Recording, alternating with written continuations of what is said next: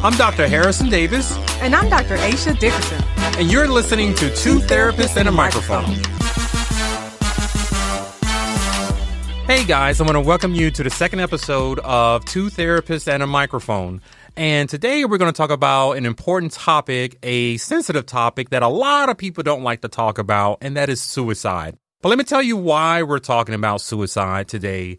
Recently, my daughter received a letter from her school system advising all the parents to watch a TV show on Netflix called 13 Reasons Why. Aisha, have you heard of that show? I have, and actually I received a letter from both of my daughter's schools also. However, before I even received the letter, I heard about the show from one of my daughter's friends.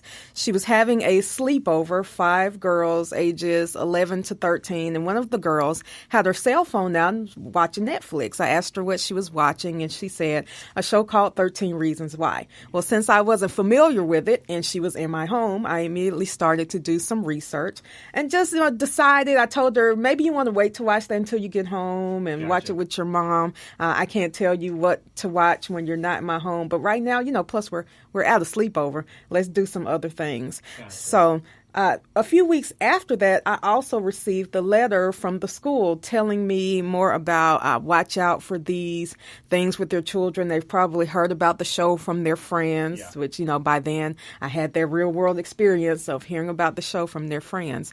So I watched the show myself. Yeah, so did I. I was clueless about the show, but the letter from the school system suggested that the parents watch it. So I had to create a Netflix account. Didn't even have an account. And watched a marathon of the show, and I found it fascinating.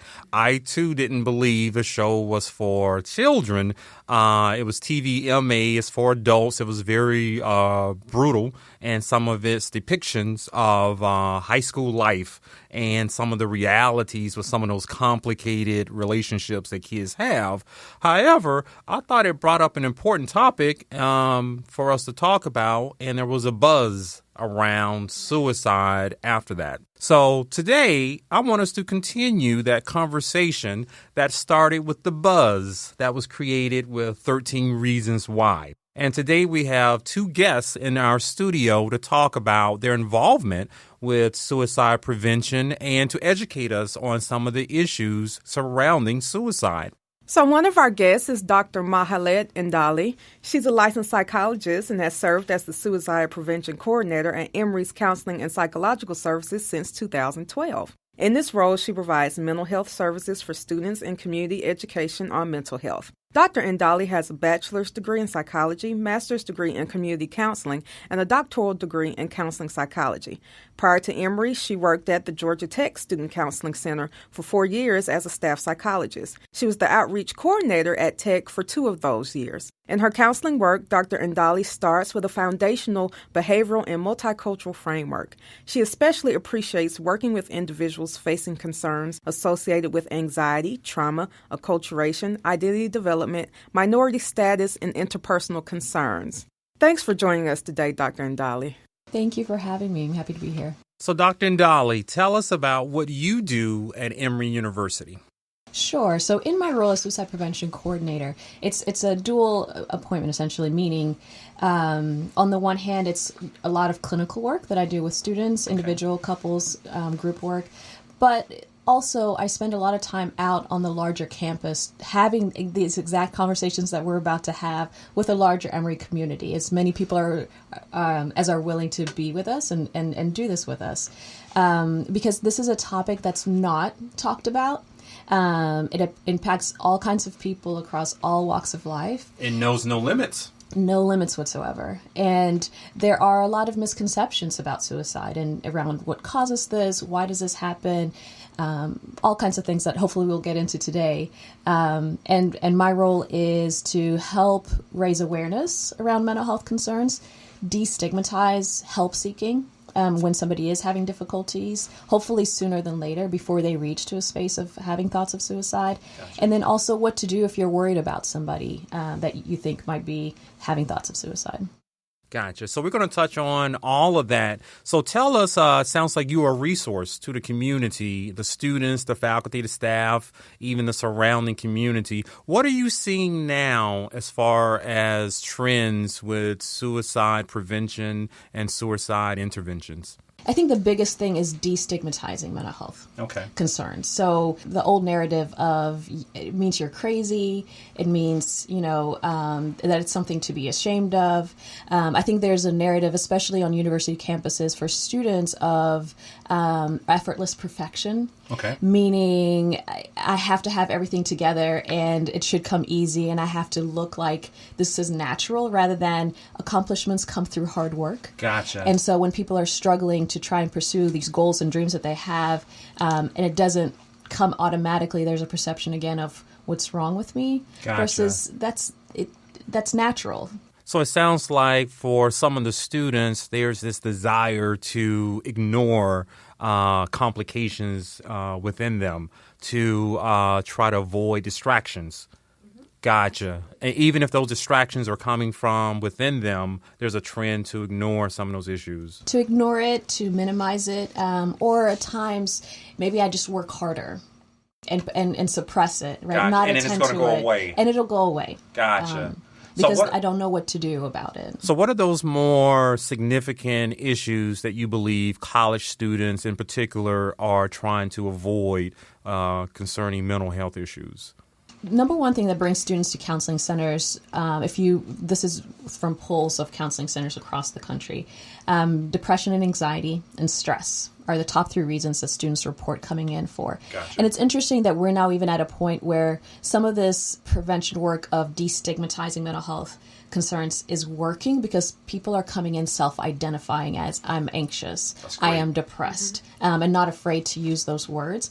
Now, what they mean to different people could be different things. So part of our role is when somebody's sitting with us of asking questions to help understand what that means to them and what that looks like from their individual experience. But those are the 3 main things that students tend to report for coming in. So are you seeing students who are actually coming in saying that they are suicidal or presenting with suicidal ideation? Absolutely. What do you do in those cases? Number one is I ask everybody on that first appointment, have you recently been having thoughts of hurting yourself? Have you recently been having thoughts of taking your own life? Because it could be somebody coming in with, I have test anxiety, and this could be an underlying part. For some people, even these thoughts are part of their coping. And so it's important to be aware if this is something that's floating around for them in the back of their minds. Gotcha. So I ask everybody, and definitely a large percentage of students, I think more than people estimate, are coming in reporting that, yes, I'm having some thoughts around that. The next step then is assessing is this kind of more of an immediate threat? Have they thought more clearly about planning, factors, I think I'm going to do this sooner than later? Gotcha. Or is it something that's more vague in terms of, I wish I wasn't here anymore? Assessing the level of crisis with the individual. Okay, so I'm wondering, a lot of my audience may be wondering, what leads a person to consider suicide? A lot of the people listening may not be familiar with the complexities of suicidal ideation. What can you share about that and include any type of statistics or research you might have on the topic? Sure. So let me start with the data around what's the prevalence of this, both nationally, but then also specifically within Black communities and here in the U.S. So 2015 data, which is the most recent that we have, comes from the American Association for Suicidology, is that 44,193 suicide deaths were recorded in 2015. That's a lot. It is a lot. And oftentimes it's a larger number than people thought it was. And the organizations that collect this information are actually very conservative in this, in that they only include deaths that have been officially classified as suicides. Gotcha. So there are a lot of deaths that potentially were suicides, but just to keep the data neat isn't even included in this. In 2015, someone in the United States died by suicide every 11.9 minutes. Now, talking about within the Black community, the African American community, I want to put a caveat in this because when you look at the website, it talks about the African American community, but it doesn't specify where is it self-identified? There's some people who identify as Black, who don't identify as African American, different things. So this is a little bit murky and a little bit more complicated. The data isn't as clear. It isn't. Okay. It isn't. And it's actually, people in the field are acknowledging that there's a lot of research around white communities in America around suicide, but it's a lot more sparse within minority communities. Okay. But what we do know is in 2015, 2,504 African Americans died by suicide. Of these, 2,023 are male-identified individuals, and 481 were women. Okay. So more of the guys are contemplating, attempting, and even completing suicide. More of the Black guys compared to the Black women with that. Do you have any ideas about reasons for that or rationale? It's still debated. If you broaden the why question to the larger gender difference, beyond the Black community, so the research actually shows that women attempt at a much higher rate. So 4 women attempt suicide for every 1 man that makes an attempt. But 3.5 men die by suicide for every 1 woman that dies by suicide. I see. So there is reasonable to conclude that the guys are much more successful with their attempts? They have a much higher completion rate. Okay. If I remember correctly, I think guys use more lethal means, whereas a woman may consider an overdose or cutting themselves. A male may use a gun. That's exactly it. That's exactly it. More capable of following through. More immediate. So if you take medication, if you do an overdose attempt, for example, if somebody finds you in time, there's a potential to rush you to the emergency room and get support around that. I also think, and I know I haven't been introduced yet, but I also think men have a tendency not to talk about it, where women do. And so when men make that decision, they haven't talked about it, or they've used alcohol or other drugs. And for them, they lose that sense of hopelessness that they're at, and their attempt is successful, where women are much more apt to talk about their issues and their challenges. Thank you. Who you just heard from was Jeff Dess, and we hadn't had an opportunity to introduce him yet. But Jeff is the prevention specialist and consultant with Cobb County's Prevention Intervention Center with the school system within Cobb County. He is board certified in school crisis response, and he is also a trainer of suicide prevention. So he's going to provide us some information later on in the show about how school systems respond and try to prevent suicide. So thank you for your input, Jeff. So Dr. Ndali, those are interesting statistics about gender differences with suicide attempts and completions, particularly within the Black community. Can you tell us some more information about what is leading some of these people to consider suicide? So that's the $1 million question. Yes, it is. And the answer is it's complicated. Okay.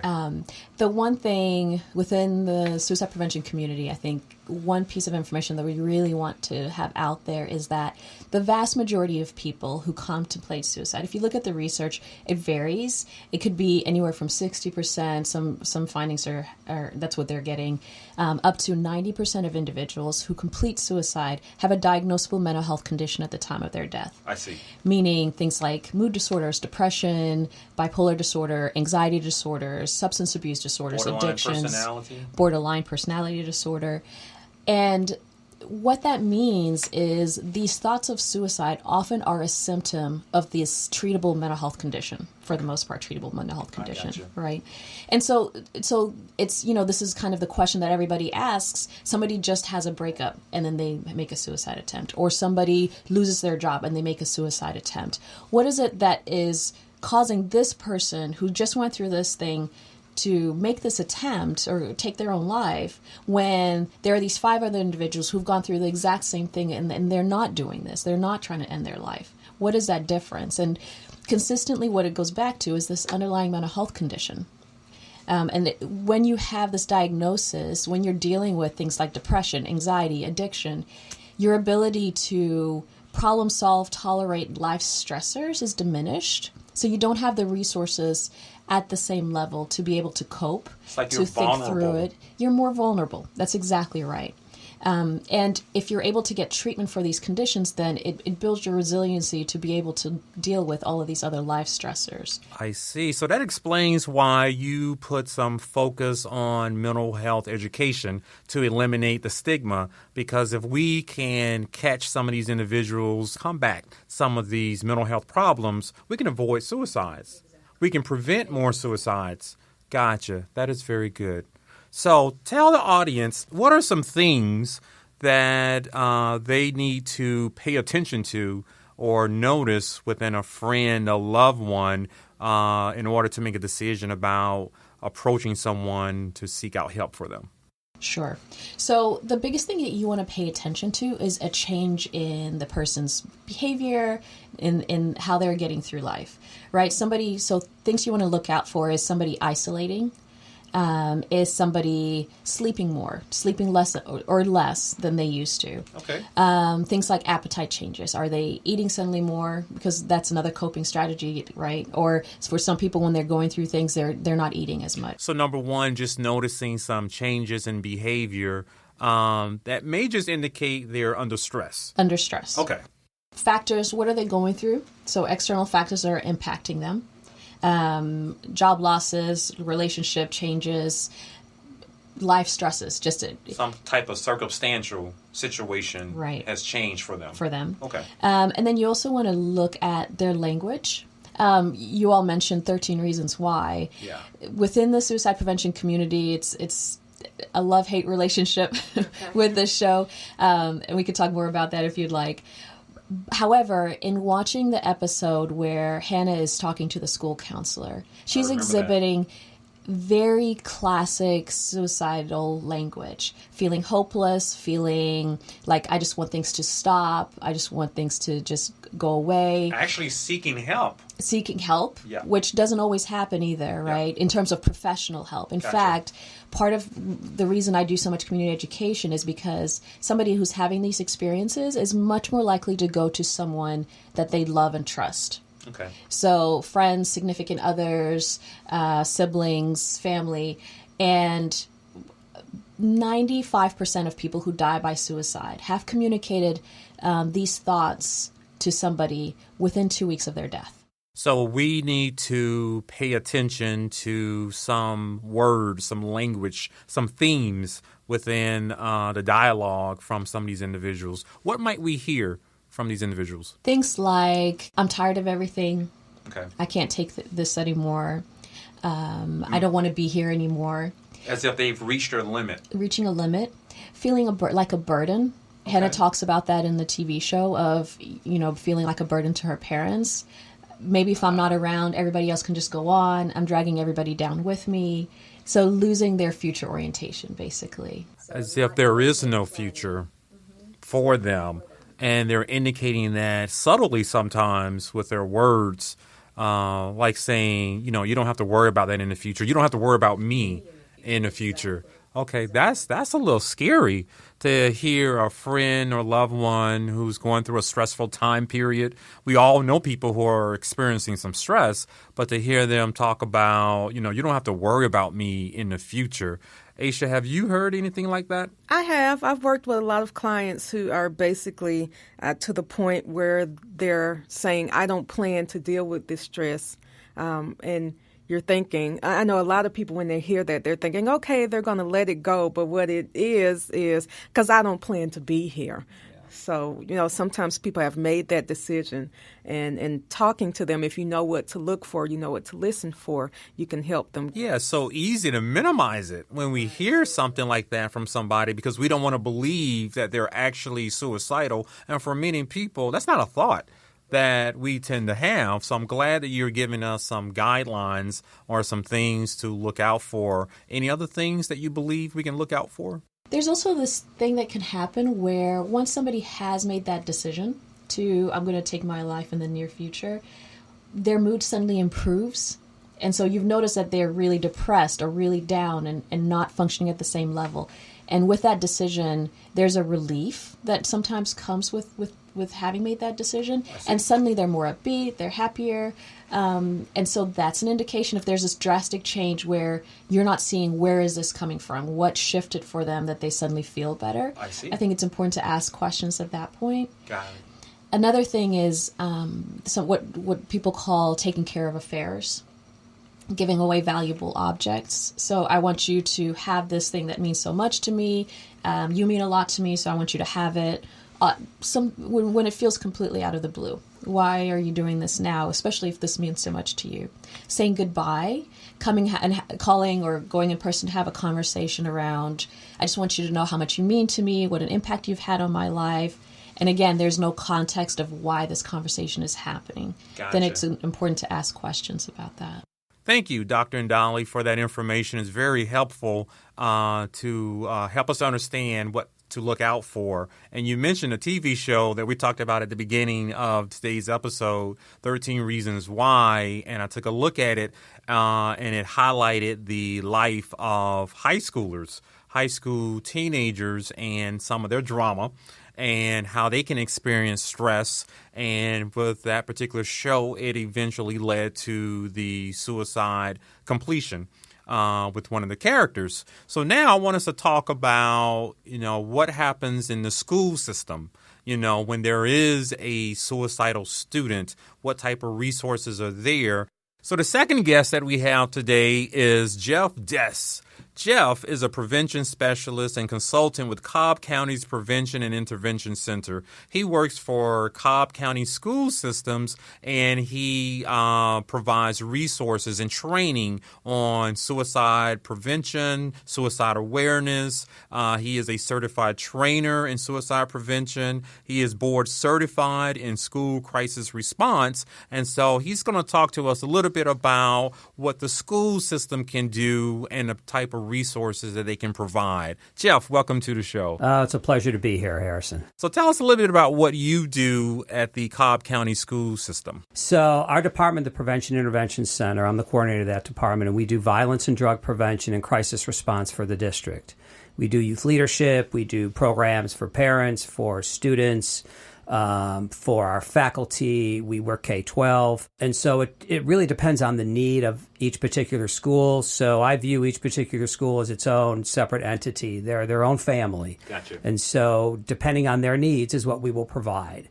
In the area of suicide prevention, there's a number of things happening, K-12 and school systems, but particularly middle and high. Okay. So before I tell you about the prevention piece, let me tell you about the intervention piece. Okay. So if you have a student that, now I can only speak for Cobb, and I work with a lot of other districts as well, and I know they're doing awesome things, but I'll just kind of tailor-make my comments for Cobb right now. Sure. So if you have a student who goes to the school counselor or teacher or anybody, any educator, and says, this is how I'm feeling, the school counselor will take them, talk with them, and if they find them to be suicidal or homicidal, the family's called. The student stays at the school. They're not allowed to take the bus. The parent comes to the school, and at that point, there's a conversation that takes place. And they're offered names of therapists who they can go see one time free of charge for a free assessment. Okay. Now, if the student's actively suicidal or homicidal, they're typically given treatment facility names, and they're strongly encouraged to go for that free assessment. Now, you cannot force a family to go for that free assessment. What you can do, though, is have a conversation with your administrators if at that point they choose not to go, and if you deem them to be actively suicidal or homicidal, at that point, DFACS would be called for medical neglect. Okay. So that's kind of how that works with the protocol. Now, if they're already in therapy, they're typically redirected to their therapist at that point in time. And so there's nothing required in terms of, they don't have to, in the old school days, you had to show something from your therapist that said, child is safe to come back to school. Right. But the majority of therapists typically will not write that letter because all you can guarantee is they're safe to come back today. They're not going to say they're safe to come back for the next 30 days. So we can strongly encourage our families to take those students. And in Cobb, we don't diagnose. So Gail Smith, who's the supervisor of counselor, will always tell her counselors, look, we're not in the business of diagnosing. So if you have a young person that even alludes to, I'm going to kill myself, you take every threat seriously. And so a lot of times counselors will contact our department if they have issues that are gray. What do you think about this? What do you think we should do here? Okay. And so we always err on the safe side and say, go for that one free assessment. Take them, let the therapist decide professionally and assess them if they are actively suicidal or not. Gotcha. So it sounds like you guys provide a resource for the student and the parents to help them to figure out the next level of care, or to provide some more intensive resources for them in light of the suicidal ideation or suicidal threats. Do you guys ever admit or transport the students to a hospital or anything like that? No, we don't do any of that. And what happens is we work with a coalition of treatment providers. So we have 100 to 150 therapists, including treatment facilities like Ridgeview. Okay. Or Charter. You have a network. We have a network. And so the counselors will look to that list after they've talked to the family, and they'll offer 3 or 4 names that are convenient to the family to go to for that one free assessment. Okay. So those therapists have agreed to do that one free assessment for us. Okay. And many times they'll contact us with, just to brainstorm, who do you think? Because sometimes we know the therapists. We might have a higher level of knowledge with who these therapists are than the local school counselors, and sometimes they do, if those local school counselors have marketed themselves to the school that the community sits in. Gotcha. That's wonderful, the resources that you guys provide for the parents, because I can imagine some of the parents don't have a clue about what to do. They don't. I can imagine they're devastated sometimes, and now they're hearing that their 16-year-old kid is suicidal from the school. So I'm glad that you guys are doing a lot, and I believe you do a lot of training with the teachers and the school counselors. We've always done training with not just the counselors, but with all of our educators.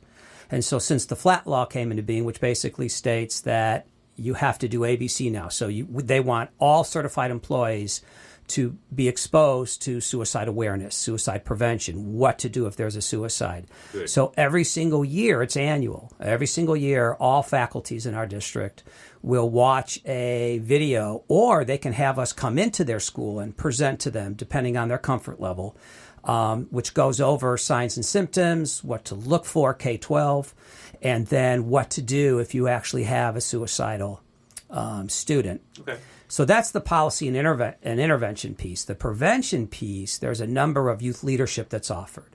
And one particular program that's offered is Sources of Strength.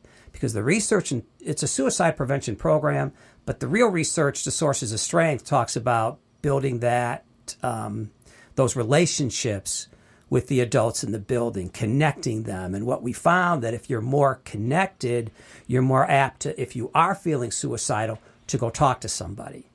Another prevention piece to that is youth leadership, whether it's students that are trained in peer mediation or natural helpers, to where if students are not trained to be counselors. Okay. So a student knows that if there is a friend of theirs or another student who's talking about suicide, they take that directly to an adult.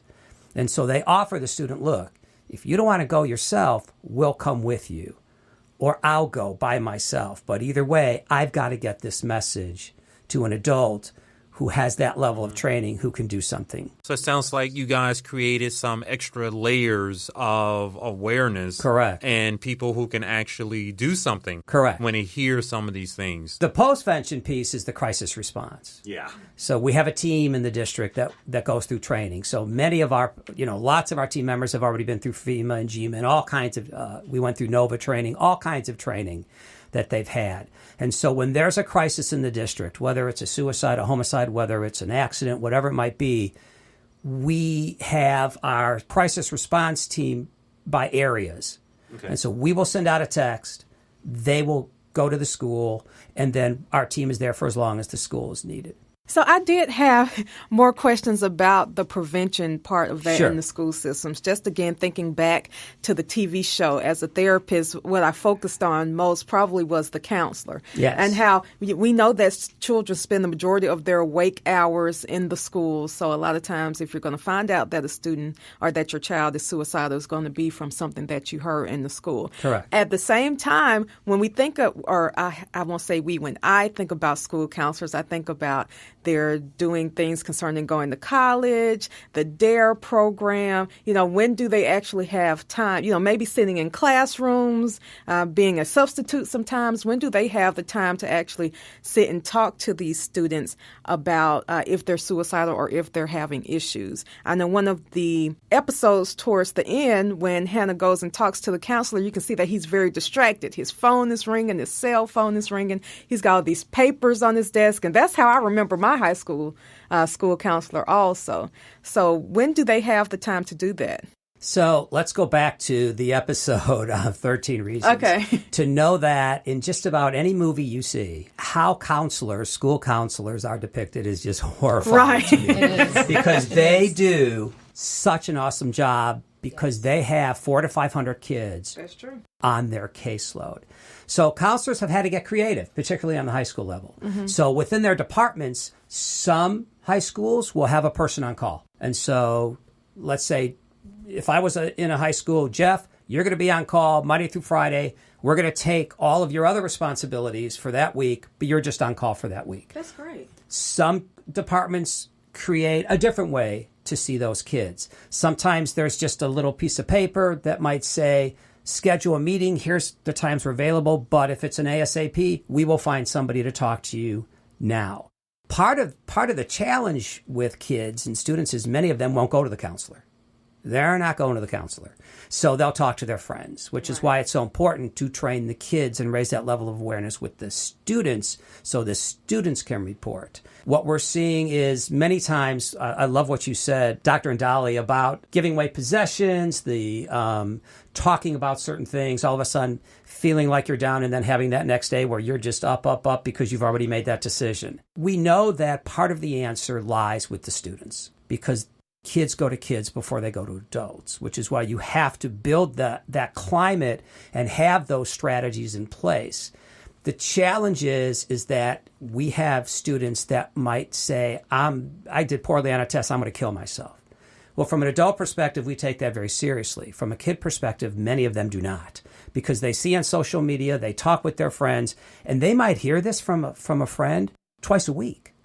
And it's like, oh, it's just Jeff saying that they're going to kill themselves again. And so what we have with a lot of students, we have a lot of undiagnosed anxiety, a lot of undiagnosed depression. And so when I talk to parents, that's one of the first things I talk about is to look for in your young people, to look for in your kids. Let's look at that anxiety. Let's look at that depression. Let's make sure it's nothing more than depressing. It's nothing more than sadness. And so, we always talk about if you want to get a sense of your child, walk the halls in the school, kind of get a sense of what is the norm.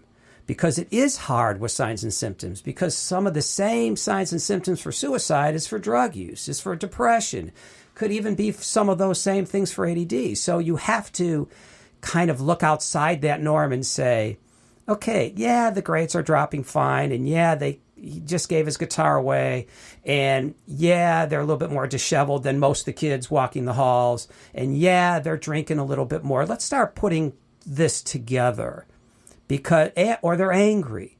Lots of kids show depression through their anger. Yes. And so you have to be able to kind of identify that, but the only way you do it is if you're a close-knit school community.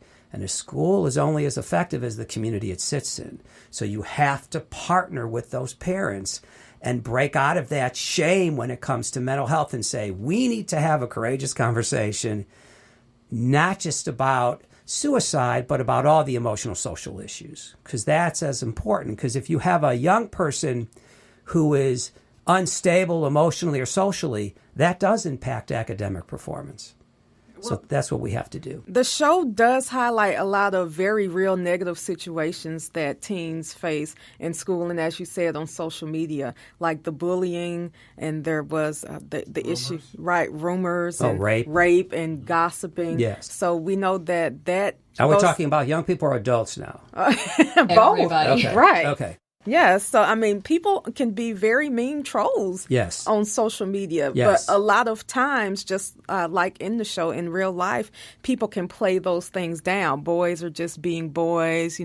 Girls are just mean. Right. She's dramatic. She just wants attention. Correct. So there's prevention strategies for suicide as there are prevention strategies for bullying behavior, as there are prevention strategies for drug use. So there's nuances between the different strategies. Bullying, in terms of the philosophy, is very similar to suicide because it takes a community, and because you need to have upstanders who identify those kids, who support those kids, who protect those kids.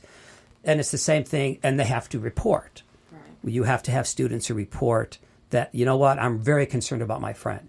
The other challenge with that gets in the way sometimes is we know that drug use is a huge factor in depression and suicide, and whether it's the chicken or the egg, that's a conversation probably for another day.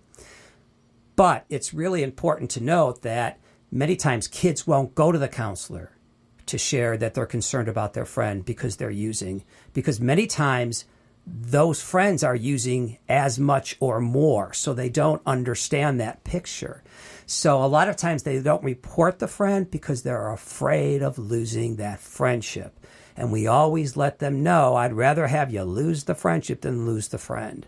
But that's easy to say at my age. It's much more challenging at 16 or 12. Exactly. So it takes parents to partner with the school to talk about these very difficult issues, and it takes the community to talk about these issues. So I've heard that both of you have seen the show. Yes. Right. Do you feel that the show glamorizes or romanticizes suicide? Dr. Ndali, I remember you saying you all have a love-hate relationship with the show. Let's talk about that further. Sure. So the conversation, there's been a lot of conversation within the suicidology community about the show, how it came to be, and what the implications and impact of it are. On the one hand, we're having these conversations, right? So there are these communities that normally might not talk about mental health concerns, bullying, sexual assault, that now are having these conversations because this show has forced it into everybody's home that's watching the show. So there's a lot of benefits to now these conversations that are happening so that people can go out, ask questions, get resource, know what to do if they're encountering these things, or if their child is encountering these things. The problem is that in how the show is portraying these factors, it's done in a way that can be two-pronged. One, it's damaging for people who have a mental health history. Meaning there are people who are coming out who have mental health histories, who have history of whether it's sexual assault, whether it's their own self-harm or suicidal thoughts or attempts, that they may be in recovery and may be in a really good place. And because of how explicit the material was presented on the show, it's triggering and it's causing some people to have relapses for those who have the history themselves.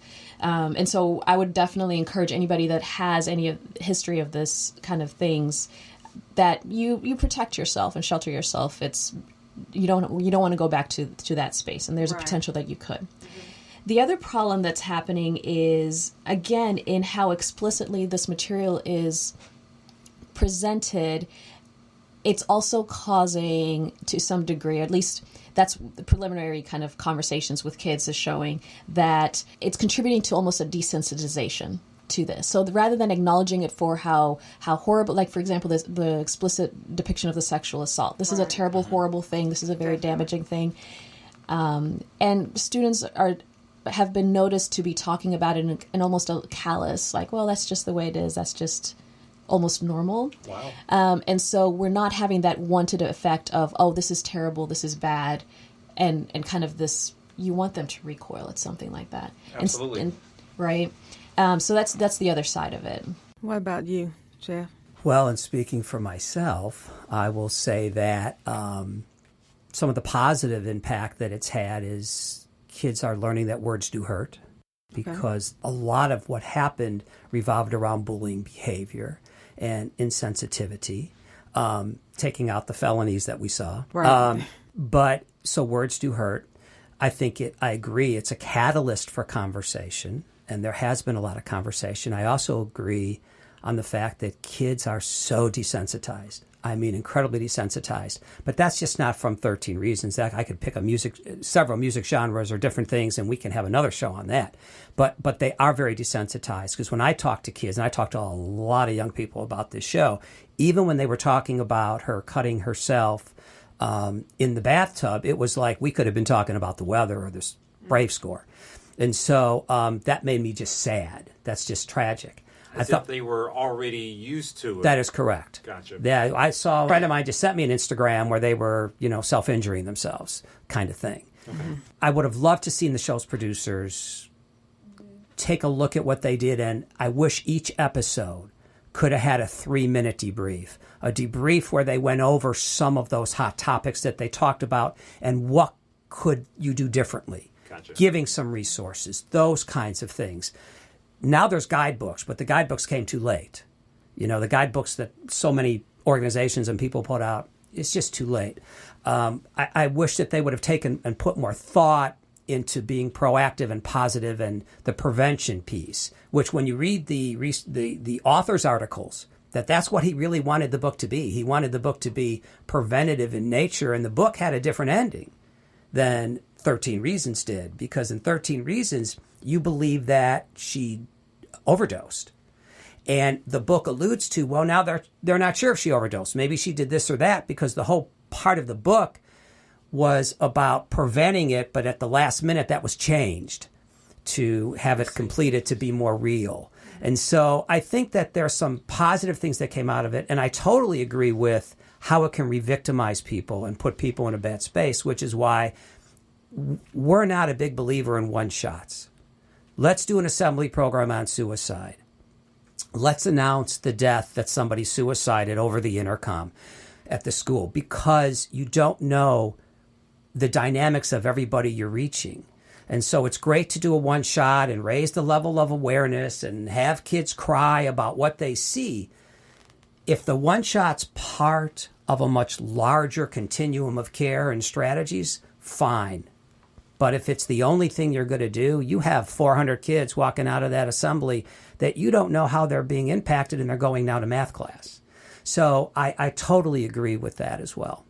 Yeah, so the show definitely doesn't express what to do in harmful situations. So I love your idea of a debrief at the end. If this happens, here's where you can go. If you know someone has been sexually assaulted, here's what you should do. What could so-and-so have done differently instead of sitting in the hot tub?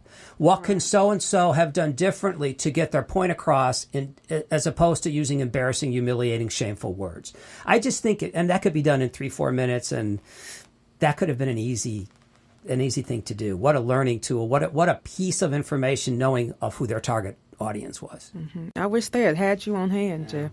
That would have been great, because I'm sitting here and listening to you, and I'm surprised that the entire show was meant to become a prevention resource. Right. I didn't know about the other ending in the book. It was the book that the author thought about saving the person at the end to show that it can be prevented, but at some point changed the author's mind.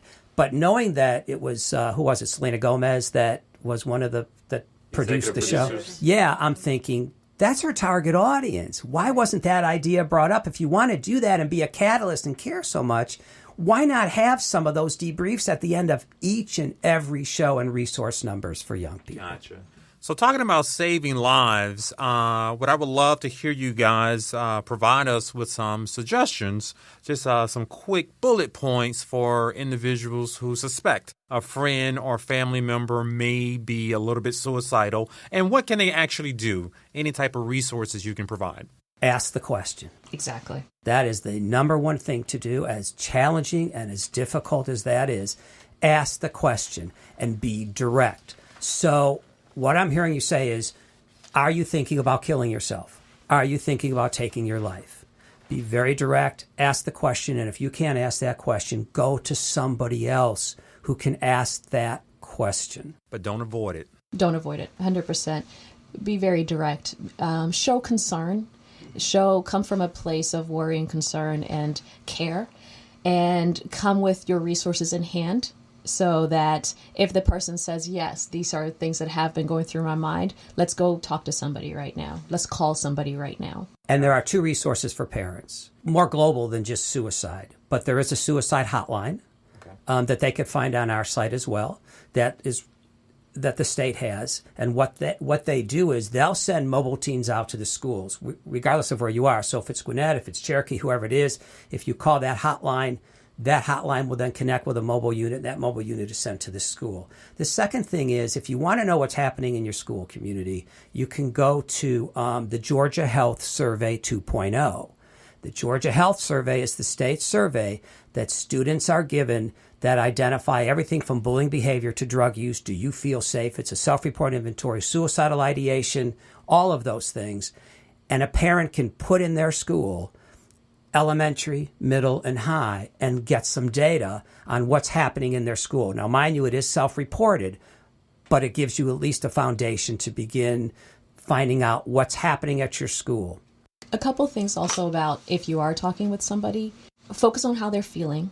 Focus on really understanding what's going on for them that is contributing to their experience and contributing to these thoughts. Try to minimize judgment as much as possible. I think that can come up, especially for anxious or worried or about the person. Why are you feeling this way? Everything's great. There's a reason. And we've talked about also that there's an underlying mental health condition that potentially is contributing to the circumstances. And so it's understandable that somebody could potentially be in this space. It's not a direct correlate to their circumstances, right? Everything could be great and you could still be depressed. It's a medical condition. Also, don't offer up easy solutions to fix things. Most people are very capable and resourced, and there's a reason why they're feeling this way. And so let's just attend to how are you feeling right now, and let's go talk to somebody who can work with you and support you as you try to get to a better place. Particularly for young people, all of that is great information. Be empathic, restate, summarize what they're saying. I totally agree. Do not be judgmental.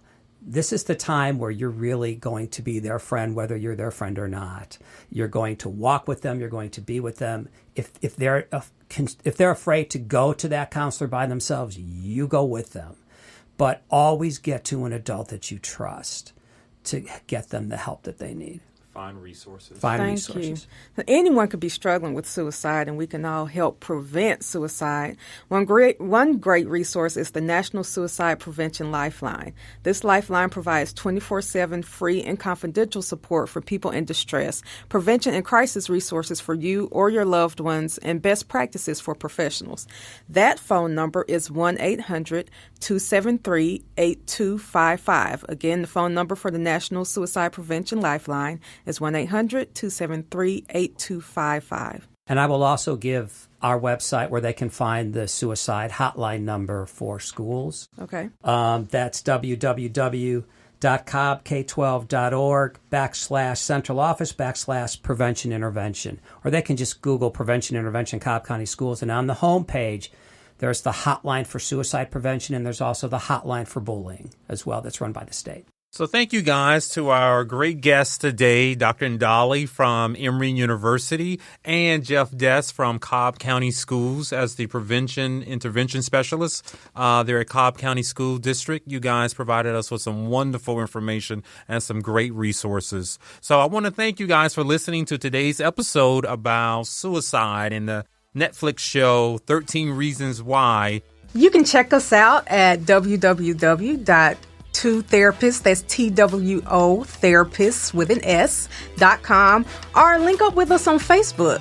Just search for Two Therapists. And I'm Dr. Harrison Davis. I'm Dr. Aisha Dickerson. And we will see you guys next time.